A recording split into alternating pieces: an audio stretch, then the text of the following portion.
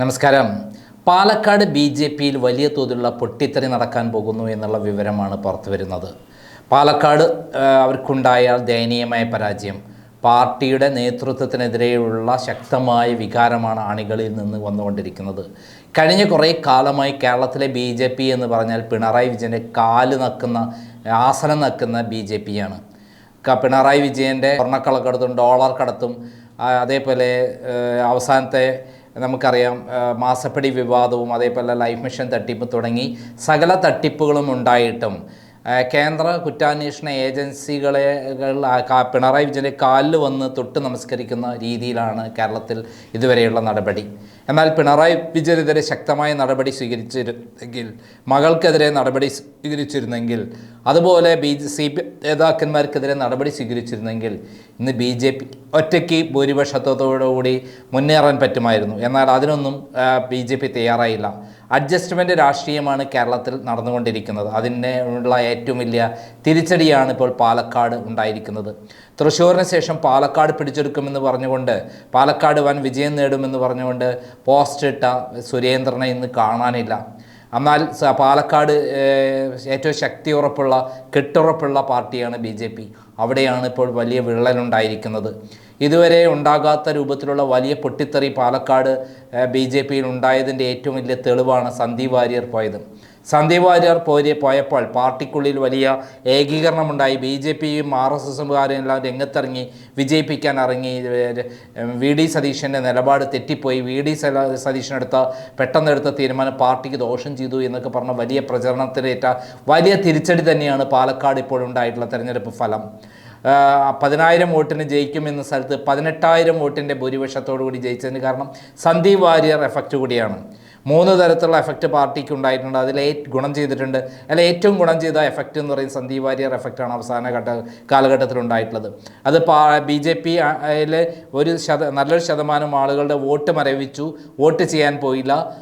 Palakkad municipality ഏരിയയിൽ vote ചെയ്യാൻ എത്തിയ ആളുകൾ എല്ലാം തയ്യാറാവാൻ പാലക്കാട് മുനിസിപ്പാലിറ്റി ബി.ജെ.പിയുടെ ഏരിയകളിൽ പല സ്ഥലത്തും വോട്ട് ചെയ്യാൻ ആളുകൾ പോയില്ല. വോട്ടിംഗ് ശതമാനം കുറഞ്ഞു. മാത്രമല്ല പലരും മാറ്റിക്കുത്തി. പലരും കോൺഗ്രസിലേക്കും അതേപോലെ CPMലേക്കും മാറിക്കുത്തി. ഇപ്പോഴിതാ ശിവരാജൻ കൃത്യമായി പറയുന്നു, പാലക്കാട് ബി.ജെ.പി മുനിസിപ്പാലിറ്റി അവിടുത്തെ ബി.ജെ.പി കക്ഷി നേതാവായ ശിവരാജൻ, അവിടുത്തെ മുതിർന്ന നേതാവായ ശിവരാജൻ, ശോഭാ സുരേന്ദ്രൻ്റെ വലങ്കയ്യായ ശിവരാജൻ പറയുന്നു, ശോഭാ സുരേന്ദ്രനെ നിർത്തിയിരുന്നെങ്കിൽ ഇവിടെ വലിയ വിജയം നേടാമായിരുന്നു എന്ന് പറയുന്നു. എന്നാൽ ഇതിൻ്റെ ഇടയിൽ കിട്ടിയ വിവരമാണ്, ഏറ്റവും പുതിയ വിവരമാണ്, പാർട്ടിയിൽ വലിയ പൊട്ടിത്തെറി ഉണ്ടാകാൻ പോകുന്നു എന്നുള്ളത്.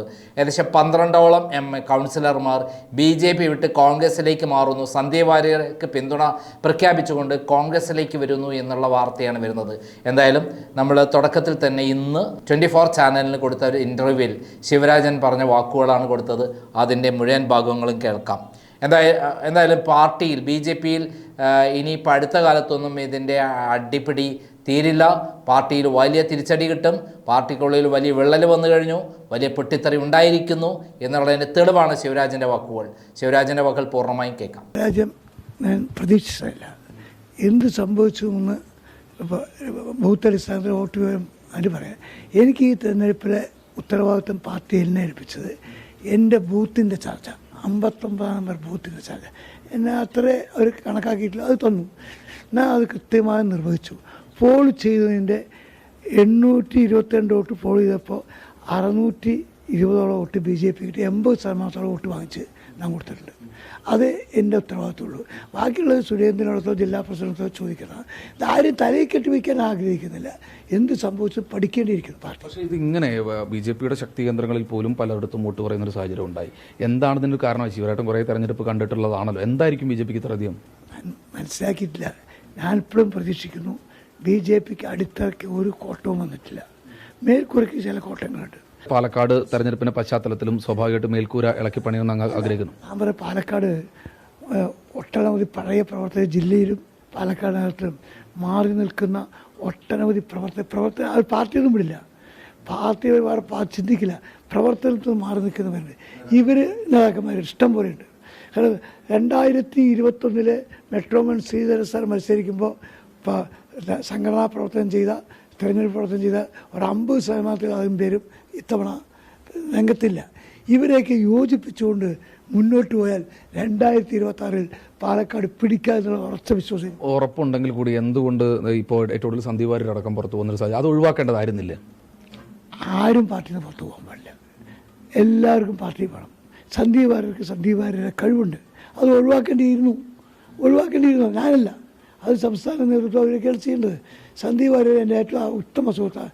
ഞാൻ അദ്ദേഹത്തോട് പറയുകയും ചെയ്തു, തിരഞ്ഞെടുപ്പ് കഴിഞ്ഞിട്ട് നമുക്ക് സംസാരിക്കാമെന്ന്. അദ്ദേഹം അവസരപ്പെട്ടു പോയി. അതിലെനിക്ക് അദ്ദേഹം രക്ഷപ്പെടട്ടെ, അദ്ദേഹം എന്ത് പറയുകയാകട്ടെ, അദ്ദേഹത്തിന് എല്ലാവിധ ആശംസകൾ. അതുകൊണ്ട് എൻ്റെ രാഷ്ട്രീയ അഭിപ്രായം, ഞാൻ RSSൻ്റെ പ്രവർത്തകനാണ്. ആ ആശയത്തിൽ തന്നെ മരിക്കുന്നവർ കുറച്ചു. ഞാനിപ്പോഴും ചോദിക്കുന്നത്, സംസ്ഥാന പ്രസിഡന്റ് അടക്കം മേൽത്തട്ട് ഒരു മാറ്റം വേണ്ട, സംഘടനാ തലത്തിലടക്കം ഒരു മാറ്റം ആവശ്യമുണ്ടോ? അതൊക്കെ ദേശീയ നേതൃത്വം തീരുമാനിക്കും. ദേശീയ കൗൺസിൽ അംഗമാണ് ദേശീയ നേതൃത്വം. ഞാൻ JP നട്ട അടുത്തിരിക്കുന്ന ആളല്ല, അത് ഇരിക്കുന്ന ആൾക്കാർ ചെയ്യണം. സംസ്ഥാന പ്രസിഡന്റ് കേരളത്തിലെ BJPയുടെ ഒരു ജനകീയ മുഖമാണ്. അദ്ദേഹം കേരളത്തിൽ BJPക്ക് ജനകീയ മുഖമായിട്ട് ഇപ്പോൾ 3 ആളാണ് വോട്ട് ക്യാൻവാസ് ചെയ്യാൻ. രാജഗോപാൽജി രംഗത്തില്ലാത്ത കാരണം വോട്ട് ക്യാൻവാസ് ചെയ്യാൻ പറ്റിയ 3 മുഖങ്ങളാണ്. Number 1 Shobha Surendran, number 2 V Muraleedharan, 3 K Surendran. ഈ 3 പേർക്ക് മാത്രമേ പബ്ലിക്കിൻ്റെ ഇടയിൽ വോട്ട് വാങ്ങാൻ പറ്റൂ, വോട്ട് ക്യാപ്ചർ ചെയ്യാൻ. ബാക്കി ഉത്തരവാദിത്തത്തിരിക്കുക, ജനങ്ങളായിട്ട് ബന്ധം വേണ്ട, അടുപ്പം വേണ്ടേ. ഈ മത്സരിച്ചിരുന്നെങ്കിൽ ഈ റിസൾട്ട് മാറുമെന്ന് അങ്ങ് കരുതുന്നുണ്ടോ? ഞാൻ അന്ന് പറഞ്ഞിരുന്നു അഭിപ്രായം. ഇനിയിപ്പോൾ പറഞ്ഞൊരു കാര്യമില്ല. ശോഭാ സുരേന്ദ്രനോ V മുരളീധരനോ K സുരേന്ദ്രനോ ആണെങ്കിൽ റിസൾട്ട് വേറെ മറിച്ചാകാമെന്നുള്ള ഒരു വിശ്വാസം എനിക്കുണ്ട്, ഇപ്പോഴും ഉണ്ട്. അത് എന്നാൽ സുരേന്ദ്രനോട് നേരിട്ട് തന്നെ പറഞ്ഞിരുന്നു, V മുരളീധരനോട് നേരിട്ട് പറഞ്ഞിരുന്നു, കുമ്മന രാജേട്ടോട് പറഞ്ഞു, PK കൃഷ്ണദാസോട് പറഞ്ഞു, എല്ലാ കോർ കമ്മിറ്റി അംഗങ്ങളോടും പറഞ്ഞിട്ടുണ്ട്. നമ്മൾ ജയിക്കണമെങ്കിൽ ഒരു മാറ്റം വേണം എന്ന് അവരോട് നേരിട്ട് പറഞ്ഞു. എനിക്കത് പറയാനുള്ളത് എൻ്റെ അഭിപ്രായമല്ല. ജനാധിപത്യത്തിൽ തീരുമാനം എടുത്താൽ ആ തീരുമാനത്തിൽ ഉറച്ചു നിൽക്കും. പക്ഷേ ഈ കൃഷ്ണകുമാറിനെ ഇങ്ങനെ കണ്ട് പരിചയമുള്ളൊരു സ്ഥാനാർത്ഥി, കണ്ട് മടുത്തൊരു സ്ഥാനാർത്ഥിയുള്ള പ്രചരണം ആളുകളുടെ ഇടയിൽ വല്ലാത്ത ഒരു ശക്തമാണ്. ഇത്തവണയെങ്കിലും അദ്ദേഹം ഒന്ന് മാറി നിൽക്കണമായിരുന്നു തോന്നിയിരുന്നോ?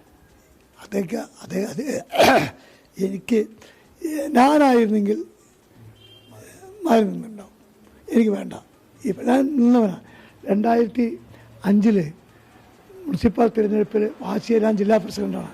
മുനിസിപ്പാലിറ്റി സീറ്റ് 17 സീറ്റ് BJPക്ക്, 17 സീറ്റ് LDFന്, 16 സീറ്റ് UDFന്. എന്നെ വൈസ് ചെയർമാൻ സ്ഥാനാർത്ഥിയാകാൻ വേണ്ടി നേതൃത്വം ആവശ്യപ്പെട്ടു. ഞാനന്ന് ജില്ലാ പ്രസിഡൻ്റാണ്. ഞാൻ പറഞ്ഞു, ഞാനാവില്ല.